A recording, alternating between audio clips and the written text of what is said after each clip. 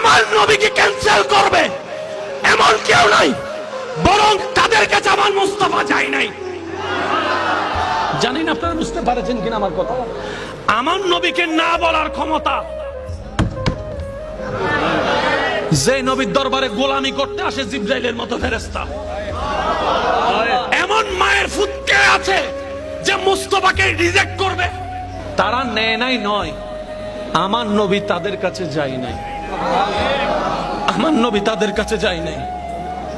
আমার নবীর নিয়ত, আমার নবীর চাওয়া, আল্লাহর মর্জি ছিল হালিমাকে সাদিয়া বানানো।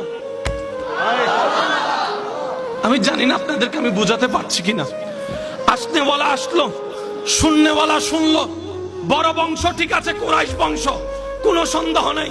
কিন্তু যখন শুনে বাবা নাই, অনেক মেয়ের আজকাল বিয়ে হয় না বাপ না থাকার কারণে, বাপ না থাকার কারণে বিয়ে হয় না। আপনার সমাজ আপনি দেখলে বুঝতে পারবেন। নিব না কেন?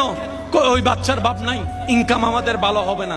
যার বাবও আছে, টাকাও আছে, তাকে যদি নিয়ে বেতনও পাবো, পুরস্কারও পাবো। তারা তো বুঝতে পারে না কি হারাই ফেলতেছে।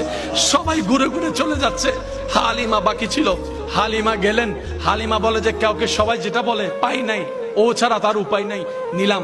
এবার হালিমা যখন সর্বপ্রথম কামলিওয়ালা মদিনাওয়ালা রহমাতুল্লিল আলামিন নবীর চেহারা মোবারকের দিকে নজর পড়ে, হালিমার দিকে তাকায়া আপনার আমার নবী একটা মুস্কি হাসি দেয়, একটা মুস্কি হাসি দেয়, যে মুস্কি হাসি যেন প্রমাণ করে, ও মা আমি তো তোমার অপেক্ষায় বসে আছি, আমি তো তোমার অপেক্ষায় বসে আছি।